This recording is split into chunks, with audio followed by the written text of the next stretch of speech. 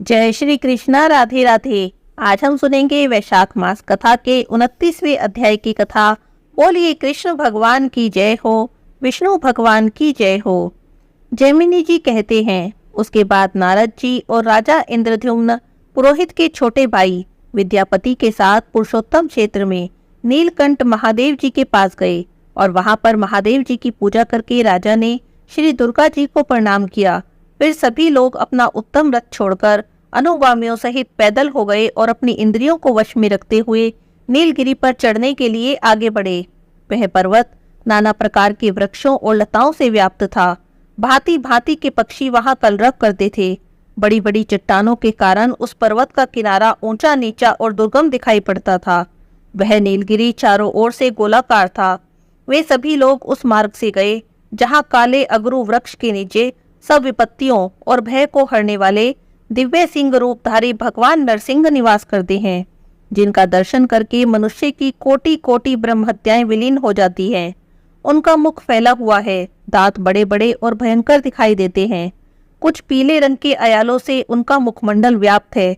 वे 3 नेत्रों से युक्त हैं और अति भयानक दिखाई देते हैं। अपनी जांघों पर सोए हुए दैत्य के वक्ष स्थल को वज्र तुल्य कठोर नखों से विदीर्ण कर रहे हैं। मुख पर अट्ठाहस की छटा है, जिसमें लपलपाती हुई लाल रंग की जीवा शोभा पाती है। उनके हाथों में शंख और चक्र सुशोभित हैं। मस्तक पर किरीट मुकुट है। नेत्रों से आग की चिंगारियां निकलती हैं, जिससे सारी दिशाएं संतृप्त हो जाती हैं। प्रचंड आघात के कारण भगवान के चरण कमल धरती में धंस गए हैं। उन आदि मूर्ति भगवान नरसिंह का दर्शन करके सबने प्रणाम किया। राजा इंद्रद्युम्न ने भी भगवान नरसिंह का दर्शन करके नारद जी के वचनों पर विश्वास किया और कहा, हे महर्षि, मैं तो कृतार्थ हो गया। आप तो ज्ञान की निधि हैं। मैं तो भगवान के दर्शन मात्र से ही सब पातकों से छूट गया हूँ। दया सिंधु भगवान की नीलमणिमय मूर्ति किस स्थान पर विराजित है, जो दर्शन मात्र से ही मुक्ति देने वाली है। हे विप्रवर, मुझे उसी का दर्शन कराइए। तब नारद जी ने राजा इंद्रद्युम्न को उस परम पावन स्थान का दर्शन कराया, जहाँ पर भगवान विष्णु स्वर्णमयी बालुका से आच्छादित हो गए थे। मुनि ने वहां ले जाकर राजा से कहा, हे महाराज, इस 2 योजन ऊंचे और 1 योजन तक फैले हुए वट वृक्ष को देखो। यह प्रलय काल में भी स्थिर रहता है और मनुष्यों को मोक्ष प्रदान करने वाला है। इसकी छाया में जाने से मानव पाप से मुक्त हो जाते हैं। इसकी जड़ में प्राण त्याग करने वाला मोक्ष को प्राप्त होता है। फिर जो इसकी पूजा और स्तुति करता है, उसके लिए तो कहना ही क्या है। इसके मूल भाग से पश्चिम और नरसिंह जी से उत्तर भगवान नील माधव विराजमान थे। वे ही तुम पर अनुग्रह करने के लिए अब 4 स्वरूपों में यहाँ पर प्रकट होंगे। जैसे श्वेत द्वीप के भीतर भगवान का अपना धाम है, उसी प्रकार जम्बूद्वीप के अंतर्गत यह पुरुषोत्तम क्षेत्र ही भगवान का अपना धाम है। हे राजा, जो मोक्ष का अधिकारी है, वही इसकी महिमा को समझ पाता है। अन्य मनुष्यों के विशेषतः पाप कर्मियों के लिए यह विश्वास की भूमि नहीं है। भगवान जगन्नाथ का अंतर ध्यान हो जाना या छिप जाना किसी विशेष कारण से होता है, परंतु वे साधु पुरुषों पर अनुग्रह करने के लिए प्रत्येक युग में प्रकट होते रहते हैं। हे राजन, भगवान मत्स्य, कच्छप आदि अनेक अवतारों के द्वारा जब अवतार का उद्देश्य पूरा कर देते हैं, तब कारण की निवृत्ति हो जाने से वे अंतर्ध्यान हो जाते हैं। परंतु वे ही दया सागर भगवान इस पुरुषोत्तम क्षेत्र में बिना किसी कारण के नित्य निवास करते हैं। जैसे श्वेत द्वीप से जाकर भगवान विष्णु अन्यंत्र अवतार लेते हैं, उसी प्रकार यहाँ होते हुए भी वे द्वारिका, कांची और पुष्कर आदि में कृपा पूर्वक प्रकट हो जाते हैं। हे राजन, अनेकानेक तीर्थ, देश, क्षेत्र और मंदिरों में भगवान विराज रहे हैं। महात्मा नारद जी के दिखाए हुए उस स्थान को राजा इंद्रद्युम्न ने साष्टांग प्रणाम किया और भगवान को वहां प्रत्यक्ष स्थित मानकर इस प्रकार उनकी स्तुति की। हे देवों के देव, हे जगन्नाथ, हे शरणागत की पीड़ा को दूर करने वाले कमल नयन नारायण, मैं भवसागर में डूबा हुआ हूँ, आप मेरा उद्धार करें। हे परमेश्वर, एकमात्र आप ही दुख राशि का विध्वंस करने वाले हैं। क्षुद्र मनुष्य लेश मात्र सुख की लिप्सा से क्षुद्र देवताओं की पूजा करते हैं। हे भगवान, आप भक्ति भाव से आराधना करने पर मनुष्यों को साक्षात मोक्ष प्रदान करने वाले हैं। अजामिल ब्राह्मण ने अपने वर्णाश्रम उचित कर्मों का परित्याग करके भला कौन सा पाप नहीं किया था, किंतु हे नाथ, वह भी आपके नाम का उच्चारण करने मात्र से मुक्त हो गया। आपके स्मरण मात्र से ही पाश हाथ में लेकर आए हुए यमदूतों ने उसे छोड़ दिया। हे देवेश्वर, समस्त शास्त्रीय उपाय आपके दर्शन के लिए ही बताए गए हैं। आपका साक्षात्कार हो जाने पर हृदय की सभी संशय नष्ट हो जाती हैं। उसी क्षण मनुष्य संदेह रहित हो जाता है। हे प्रभु, आप ही सबको आश्रय देने वाले हैं, मुझ दीन पर अनुग्रह करें। मैं आपसे केवल इतनी ही भीख मांगता हूँ कि आपकी जो मूर्ति यहाँ विराजमान है उसका मैं इन नेत्रों से दर्शन करूं। इसके सिवा मेरा दूसरा कोई भी प्रयोजन नहीं। इस प्रकार हाथ जोड़े हुए राजा इंद्रद्युम्न ने भगवान मधुसूदन की स्तुति करके पृथ्वी पर लौटकर उन्हें साष्टांग प्रणाम किया। उस समय उनके नेत्रों में आंसू भरे थे। इसी समय आकाशवाणी हुई, जिसे राजा इंद्रद्युम्न ने भी सुना। आकाशवाणी ने कहा, हे राजन, चिंता मत करो, मैं तुम्हें प्रत्यक्ष दर्शन दूंगा। देवऋषि नारद ने ब्रह्मा जी का जो वचन तुमसे कहा है उसके अनुसार कार्य करो। उस दिव्य वाणी को सुनकर राजा ने नारद जी से कहा, हे मुने, आपने ब्रह्मा जी की आज्ञा से जो कुछ कहा था, इस आकाशवाणी ने भी उसी का अनुमोदन किया है। ब्रह्मा जी साक्षात जगन्नाथ हैं, इन दोनों में कुछ भी भेद नहीं। आप ब्रह्मा जी के पुत्र हैं, आपका वचन भगवान का ही वचन है, अतः मुझे उसका प्रयत्न पूर्वक पालन करना चाहिए। तब नारद जी ने कहा, हे राजन, चलो अब हम लोग भगवान नीलकंठ के पास चलें। वहीं पर सब राक्षसों का संहार और समस्त विघ्नों का निवारण करने वाले भगवान नरसिंह की पश्चिमाभिमुख स्थापना करूंगा।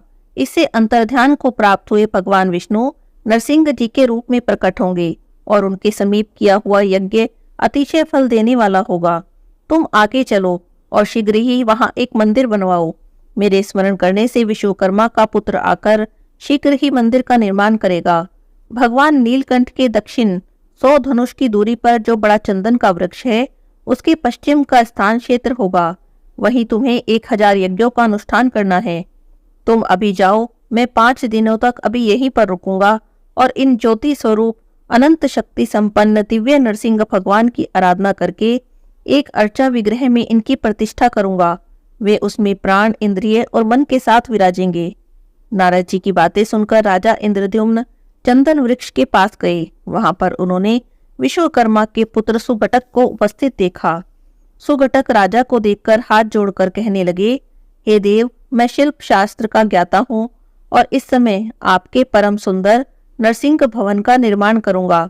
तब राजा ने कहा, तुम कोई साधारण शिल्पी नहीं, विश्वकर्मा के पुत्र हो, यह नारद जी ने मुझे बता दिया है। अतः प्राकार और तोरण के साथ नरसिंह जी का सुंदर मंदिर तुम शीघ्र ही तैयार करो।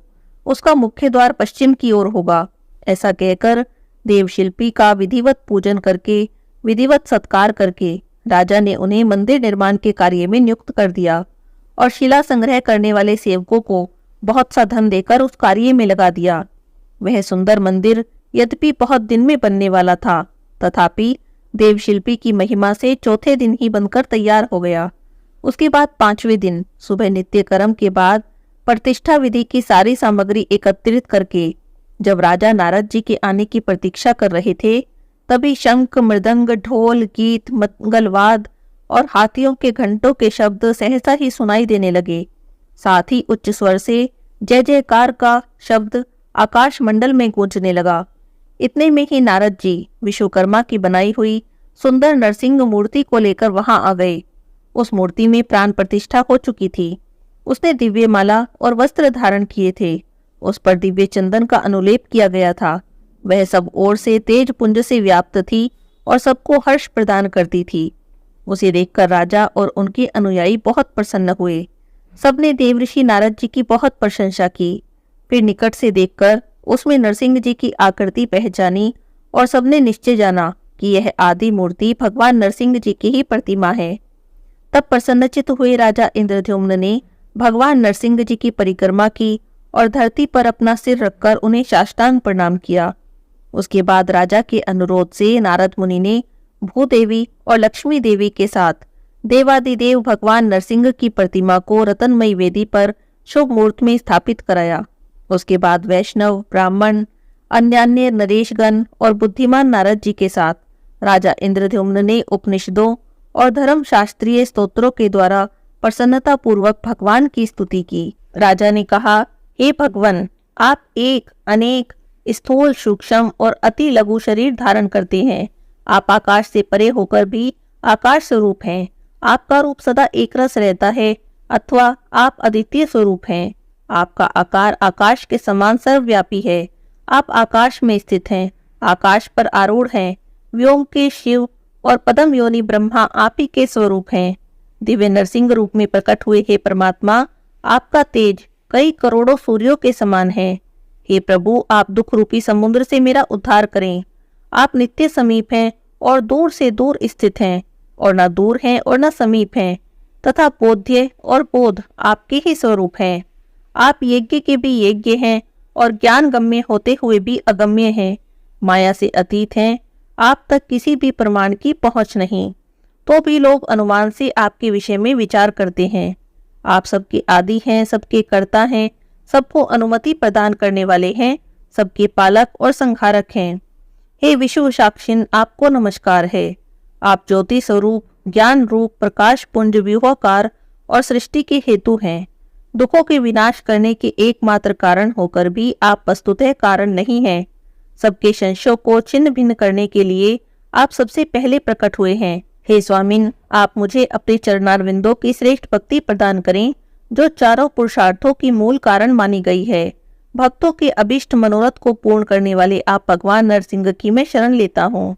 आपके चरणों का आश्रय लेने वाले लोगों की पाप राशि का विनाश करने वाले हे दया सागर श्री नरसिंह जी, मैं आपको प्रणाम करता हूँ।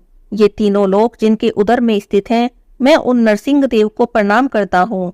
दीनों पर दया करने वाले हे विष्णु, आपको नमस्कार है, आपको नमस्कार है, आपको नमस्कार है। आप मुझ अनाथ की रक्षा करें।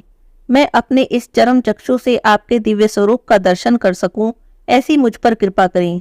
आपकी कृपा से मेरे हजारों अश्वमेघ यज्ञ निर्विघ्न पूर्ण हो, मेरी करोड़ों पाप राशियां नष्ट हो जाएं। हे भगवान, जो मनुष्य आपकी शरण लेते हैं वे मोक्ष के भागी होते हैं। इस प्रकार दिव्य नरसिंह जी की स्तुति करके राजा इंद्रद्युम्न के मन में बड़ी प्रसन्नता हुई। उन्होंने बार बार धरती पर लेटकर भगवान को दंडवत प्रणाम किया। जो लोग इस स्तोत्र से दिव्य नरसिंह जी की स्तुति करते हैं, उन्हें भगवान नरसिंह मोक्ष प्रदान करते हैं। ज्येष्ठ महीने के शुक्ल पक्ष की द्वादशी तिथि को स्वाति नक्षत्र के योग में महर्षि नारद जी ने उस क्षेत्र में दिव्य नरसिंह देव की स्थापना की। जो लोग वहां उनका दर्शन करते हैं, वे हजारों अश्वमेघ यज्ञ से अधिक फल प्राप्त करते हैं।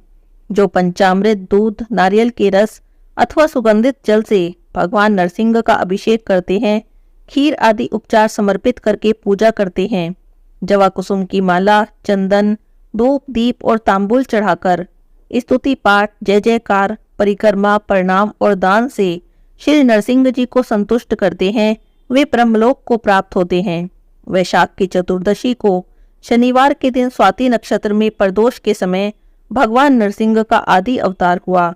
उस तिथि को विधि पूर्वक नरसिंह भगवान की पूजा करके मनुष्य अपने करोड़ों जन्म की संचित पाप राशि को भी भस्म कर देता है। जो भगवान नरसिंह का दर्शन, स्पर्श, नमस्कार, भक्ति पूर्वक दंडवत और स्तुति करता है, वह सभी पापों से मुक्त हो जाता है। बोलिए नरसिंह भगवान की जय हो। आज की कथा यहीं पर समाप्त होती है। आगे की कथा हम अगले अध्याय में सुनेंगे। बोलिए कृष्ण भगवान की जय हो, विष्णु भगवान की जय हो।